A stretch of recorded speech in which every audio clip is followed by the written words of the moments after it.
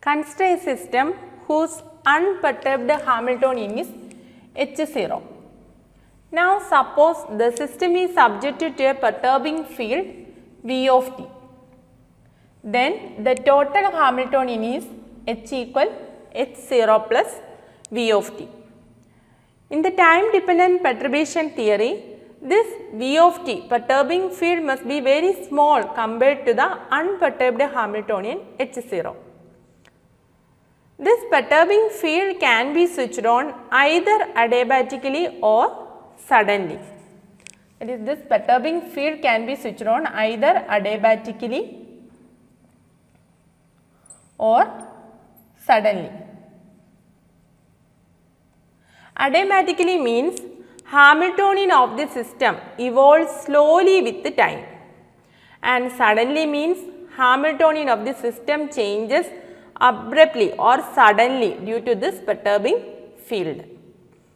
Now, the first order transition probability for the transition from initial state I to final state F is given by modulus of Cf1 of t square, that is modulus of minus I by h bar integral 0 to t V fi of t prime e raised to I omega fi t prime dt prime square. This is the first order transition probability equation using the time dependent perturbation theory. Now we have to consider this perturbing field VIF of t prime can be either switched on suddenly or it can be switched on adiabatically. So for that we have to make some rearrangements here.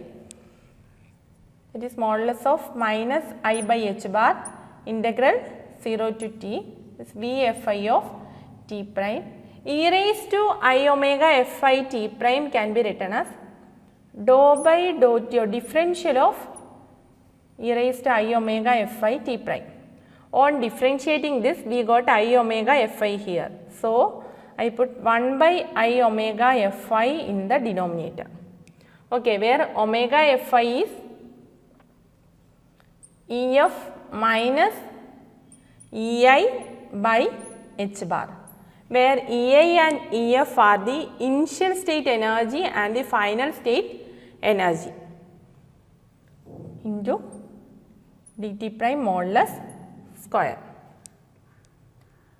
Now we have this VIF of t prime is considered as the first term and this term is considered as the second term. So we can apply the integration by parts here. First function into integral of the second minus integral of derivative of first into integral of the second. That is modulus of minus I by h bar. Then I omega fi taken outside to the integral. Here we have I omega fi. Then applying integration by parts, that is first function into integral of the second, integral of this derivative with respect to time, that is e raised to I omega fi t prime. On applying the limits we have 0 to t minus integral of derivative of the first. Derivative of the first means dou by dou t of V fi of t prime. Integral of the second. Integral of the second is e raised to I omega fi t into t prime into dt prime modulus square. So when we consider the first term, we have on applying the upper limit and lower limit, we have VIF of t e raised to I omega fi t minus VFI of 0 e raised to 0. But this perturbing field must vanishes when it is switched on at time t equals 0 and switched off at time t. That is VFI of t prime vanishes at time t equals 0 and at time t equals t. So this term vanishes. This first term vanishes. So the remaining term is pi f of t is modulus of I and I got cancelled minus 1 by h bar omega fi. This term vanishes, remaining is, here we have a minus sign, minus of minus, plus integral 0 to t dou v fi of t prime by dou t prime e raised to I omega fi t prime dt prime modulus square.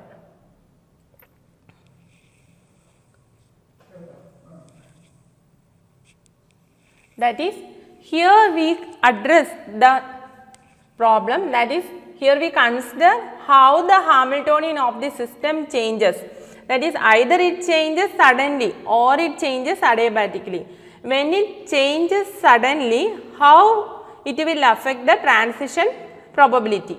When it changes adiabatically, we have to check how the transition probability will be affected. So, we got the term here, how the perturbing field evolves with time.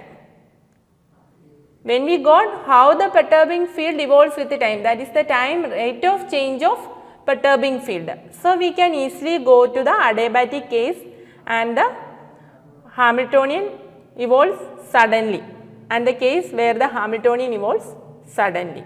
Now, we are going to discuss adiabatic approximation. This approximation applies to phenomena where the Hamiltonian evolves slowly with the time. That is, if the perturbing field is switched on at time t equals 0 and switched off at time t in a very slow and smooth way in the interval 0 less than or equal t prime less than or equal t, then v fi of t prime will almost be constant.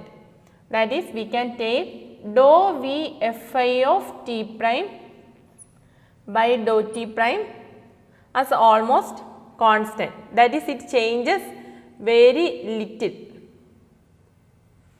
Okay, that is, we can take this term outside the integral.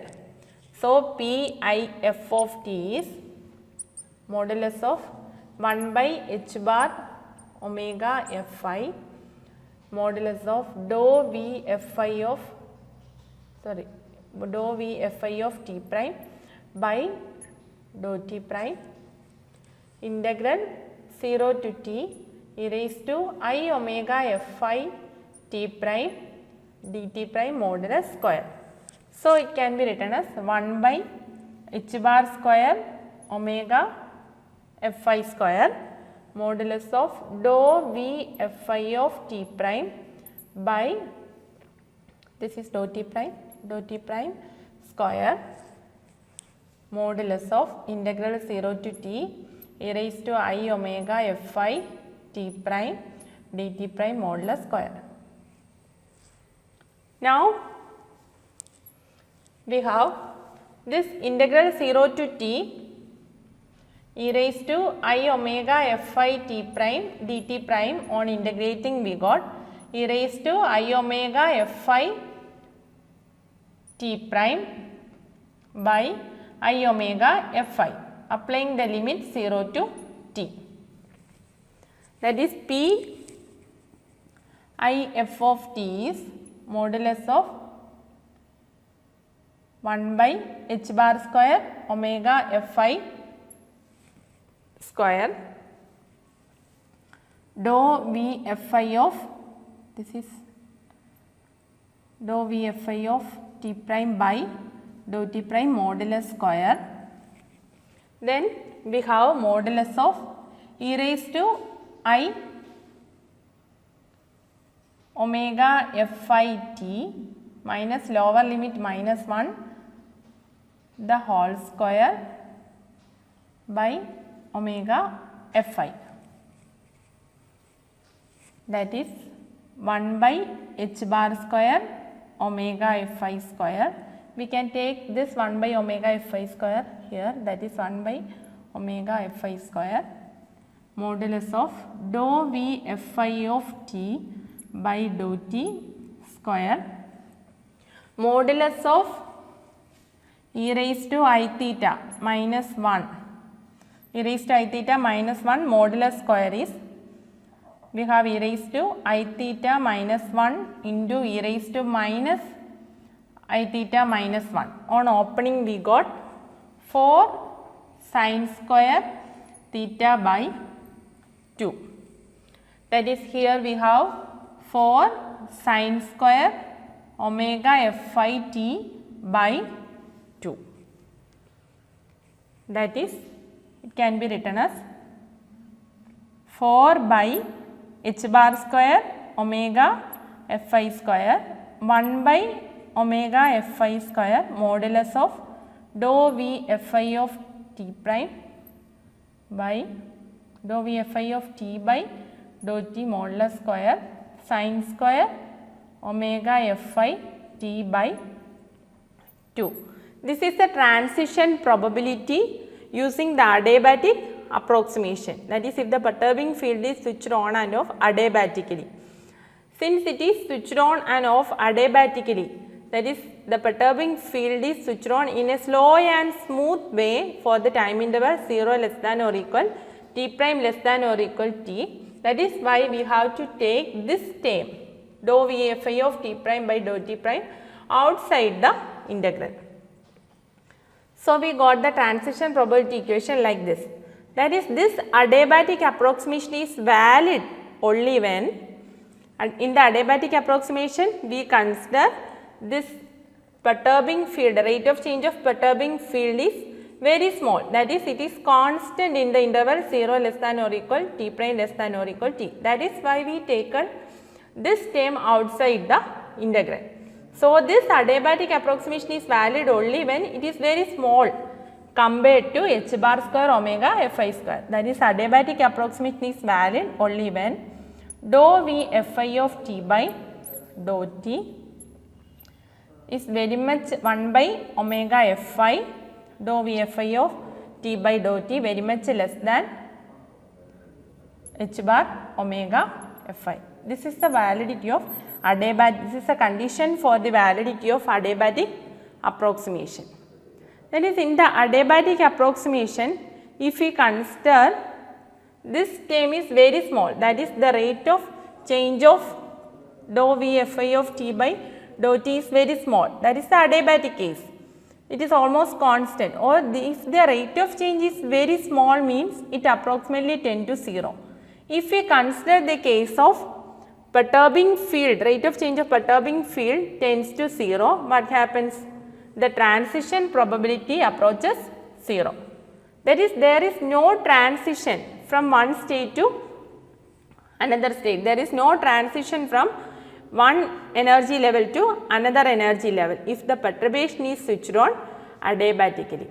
Now, if the system is initially in the end state psi n of 0 of h0 with energy En 0. Then after the adiabatic perturbation, the system will be in a state psi n of t of Hamiltonian h0 plus v of t with energy En of t. So, here the transition probability is obtained using the approximation, or the transition probability was derived by making use of two approximations, time dependent perturbation theory and the adiabatic approximation. If the perturbing field is not weak, that is, if VIF of t is not so small compared to unperturbed Hamiltonian H0, we can use the adiabatic approximation, but no longer in conjunction with the time dependent perturbation theory. Thank you.